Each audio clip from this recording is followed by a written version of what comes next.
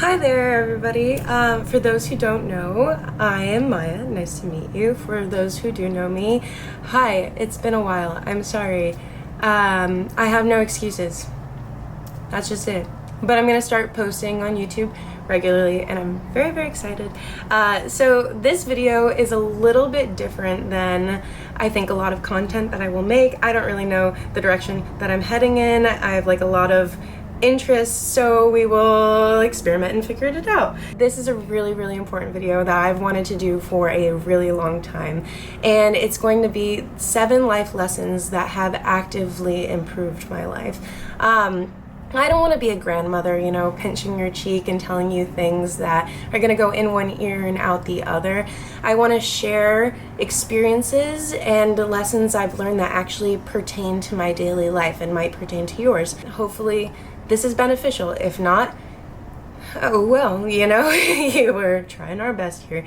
I want to start off with the first life lesson, which is really important. I feel like it has been said a lot, and a lot of people have heard of it before, but I've been watching this anime called Bungo Stray Dogs, and what kind of made me think of it is they kept saying it over and over again. It was like a line from a book or something. I can't even remember what it was. I will only regret the things I did not do.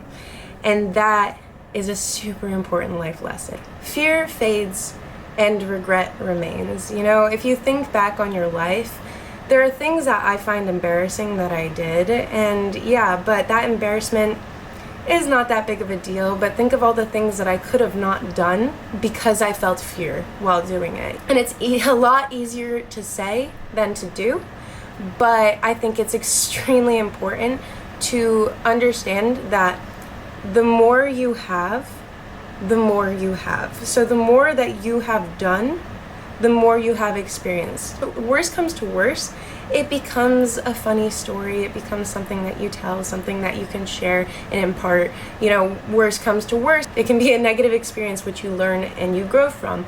But if you do not do it, you will not grow. You will not learn. You will not have that dinner party story that makes everybody like crack up and laugh. You won't also have the positive outcomes that can and have happened to me. You know, you hit on this person, maybe they're not who you think they are, maybe they're dating somebody, whatever, or maybe they're single, maybe they find you attractive, maybe things work out. You know, you just never know. It's so cliche, but people don't think about it. People are like, I'm scared, and just think every experience you have is adding to this little repertoire which you'll have with you forever. Negative and positive, more is better in terms of life and experiences. So number 2 is to only go full to the grocery store. Now you're thinking, okay, well, she's giving me some like health advice.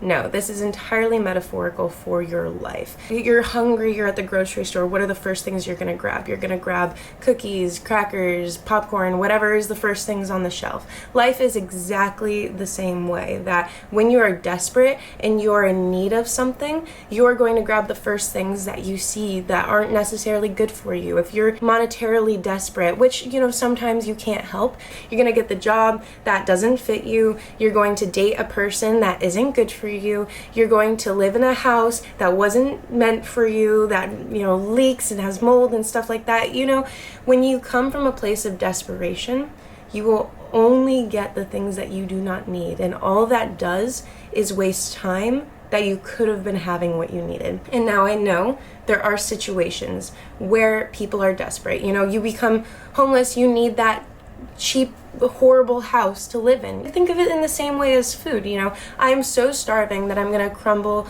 and I'm gonna die. You grab something that's easy, a granola bar, whatever, you munch on it, and that gives you the time and the space and the fulfillment to find something that is good for you. Eat your granola bar, you go, okay, I have enough energy, I'm gonna go into the grocery store and now get the things that I need. But you can't live your life only subsisting on things that aren't good for you. I respond to a lot of Reddit posts and things like that, and there's one that's like abusive relationships, toxic relationships, relationship advice. And so often I see people who are like, I'm in a toxic relationship, but I don't want to leave, I really don't want to be alone. To have a healthy relationship, you have to learn how to be alone, and it's hard and it's terrible, but the best growing that you're ever going to do is by yourself. The best growing you're ever going to do is when you're in a dark place, when you're at your bottom. That's when you do the growth, because you become somebody who is self-sustaining, and that is extremely important in order to have those good things. And you can look at this spiritually and be like, I will get the things I need when I am ready for it, or you can look at it as a factual basis that when you have the time and the clarity to make thoughtful decisions, you're going to make the right decisions, and it's just don't go hungry to the grocery store. Just don't do it. It's a bad idea. So this is a really important one, and I'm going to sound like a kindergarten teacher, but just because you feel something doesn't mean you have to act on it. Now, I understand. Oh, cool. Hi, Otto.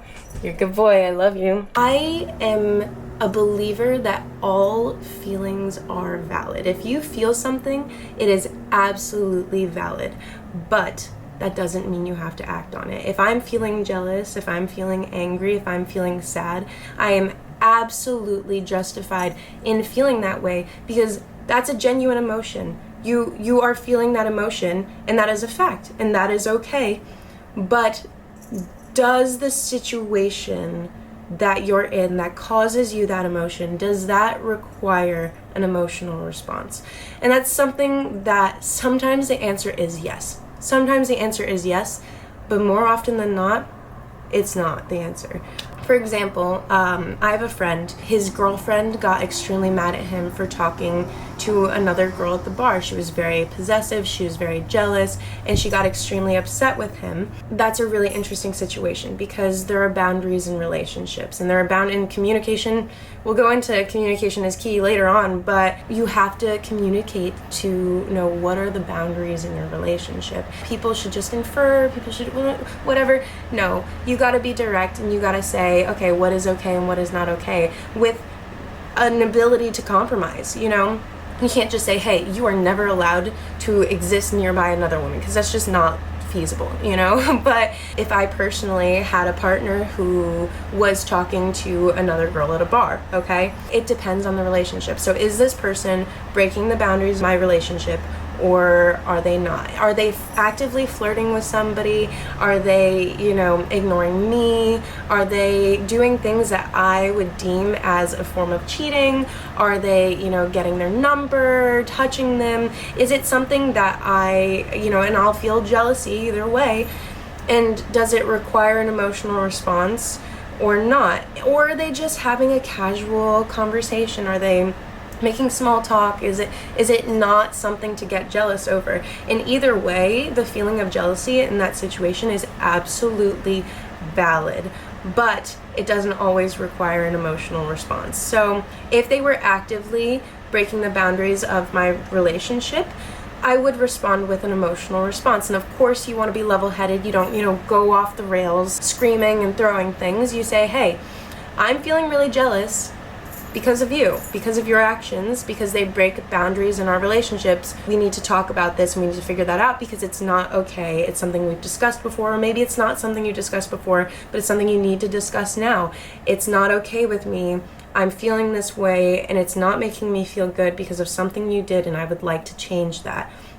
Or say what they're doing isn't breaking the boundaries of your relationship. You say to them, hey, and have not an emotional response, but you say, hey, I am feeling jealous. I know that what you did not break the boundaries of our relationship, but something is bothering me, and I would like your help to work on it. Like, take your pet for an example. Your pet knocks over a glass of water onto your computer and kills your computer. Of course I'm gonna be furious, but that doesn't mean I'm gonna hit my cat or throw my cat or scream at my cat, because my cat doesn't know better. Not everything requires an emotional response, and sometimes responding in an emotional way is going to make the situation worse and is going to make your opinion less heard. So Say, for example, I'm extremely upset with a friend, and like somebody does something that is actively wrong and I am extremely offended by it. If I respond extremely angry at them, they're now going to get defensive and they're not going to hear what I have to say, and it's not going to be productive, and then I will become, the enemy. I'm somebody who is also inflicting anger on them, And so if somebody does something wrong, hold on. Otto. That wasn't an emotional response. He's just scratching the rug. And he's a bad boy. Anyways, what they're going to do is they're going to see you as somebody who's doing something mean to them, and your opinion isn't going to be heard. So it takes a lot to be able to meditate on those emotions and understand those emotions, but it's an essentiality of living a better and mature and emotionally stable life. Hi there, it's Maya from the editing room. I forgot to mention something. I'm so professional. Essentially, I've been talking about how it's really important to have stable emotions so that you can communicate clearly, but I didn't talk about why it's important to show those emotions sometimes and have strong reactions. The most important reason to show strong emotions, show strong reactions, and when it's justified, is to show the importance of that situation.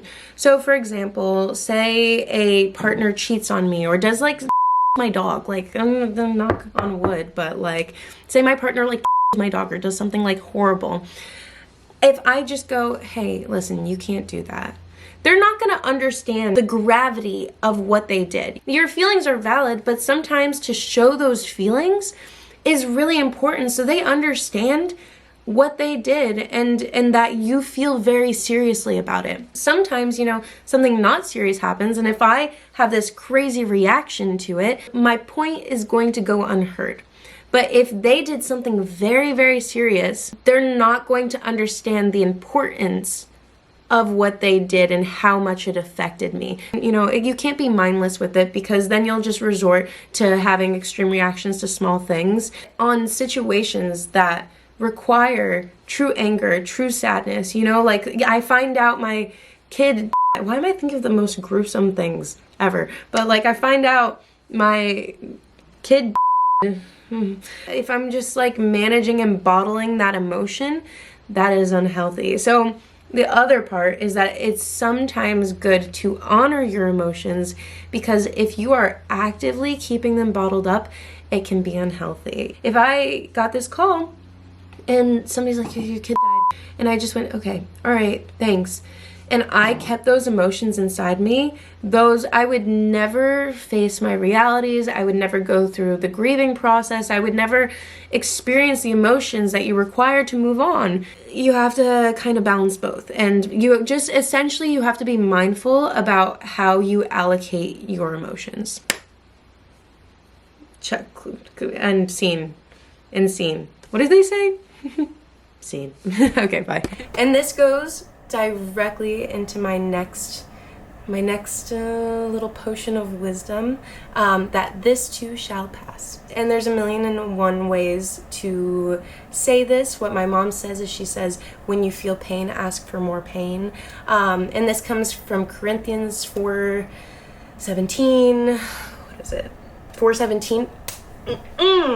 And also King Solomon says it, like a Persian adage. King Solomon says, when I feel satisfied, I'm afraid it won't last, and when I don't, I am afraid my sorrow will go on forever. So it's very famous. You can take this a multitude of ways, but essentially what it comes down to is the idea of letting things be. An emotion is a feeling. It's a feeling. It's a tangible chemical response in your brain. And when things feel terrible, when you personally feel terrible, the mind only really can produce those hormones for like a minute and 30 seconds. And to really accept those feelings, to understand them, and to let them pass, and what makes us feel sad or angry for longer is us doing cycles in our brain. The emotion fades, and then we keep thinking, and then it comes back, and we refill in the hormones, and we get sad again. It comes in cycles. Think about the last time you were angry, the last time that you were sad. You feel it in these cycles that only last for a little bit, and then you think again, and then you feel it again, you know? But if we just accepted an emotion, let it be, and almost just meditated on it and just felt it as if it were something you could just see in front of you. Taking a thought and writing it down on a piece of paper and seeing if you agree with that, if you agree with that mentality, writing out your feelings, figuring out a way to accept the emotions and allow them within yourself is extremely important to be happy. And so that comes in with the last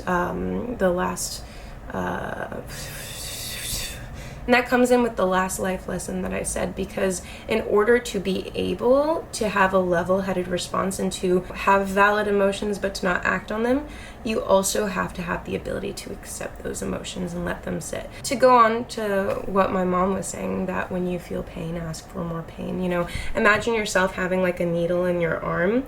What really hurts the most is your resistance to that needle. Like next time you go to a doctor and you get a needle in you, try this out genuinely. If you relax your arm and you allow the pain, and the best way to allow pain is to ask for more pain. You know, you say, oh, hurt me more, hurt me more. It sounds very kind of fucked up. To allow that, it hurts so much less. For example, say you're running a race, right? If you tell yourself, I can't do this, I can't do this, I can't do this in your head, it's gonna make you bail out early because the brain is so much more powerful than you think it is. But if you tell yourself, oh, I can do more, I can do more, make it hurt more, accepting it in, you're going to be able to do that faster, better, and also, most importantly, in a healthier mindset. You're going to finish that race instead of being like, oh, I hated that. You're going to be like, wow, I did that. It's all about your frame of mind and the ability to let an emotion be an emotion and be only an emotion. It doesn't, just because you're feeling sad doesn't mean the world's gonna end. Just because you're feeling angry doesn't mean that you have to, you know, destroy things. Just because you're feeling happy doesn't mean that you have to go like run around and do everything that you've ever wanted to do in your entire life. If every time you felt happy you went and did manic type like crazy things,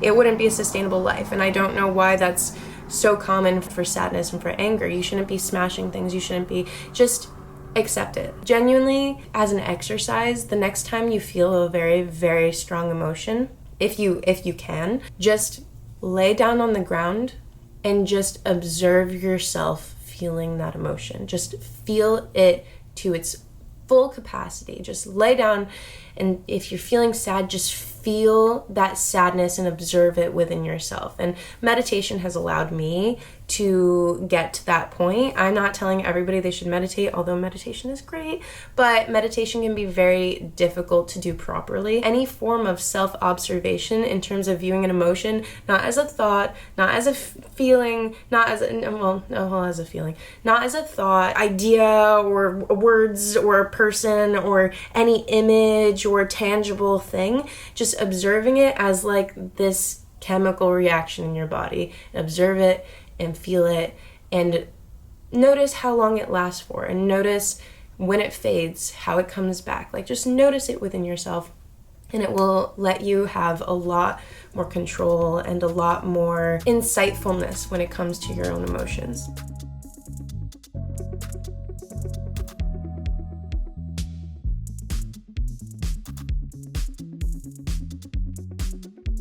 But to be honest with you, any relationship that can be lost from just one argument isn't a relationship worth having.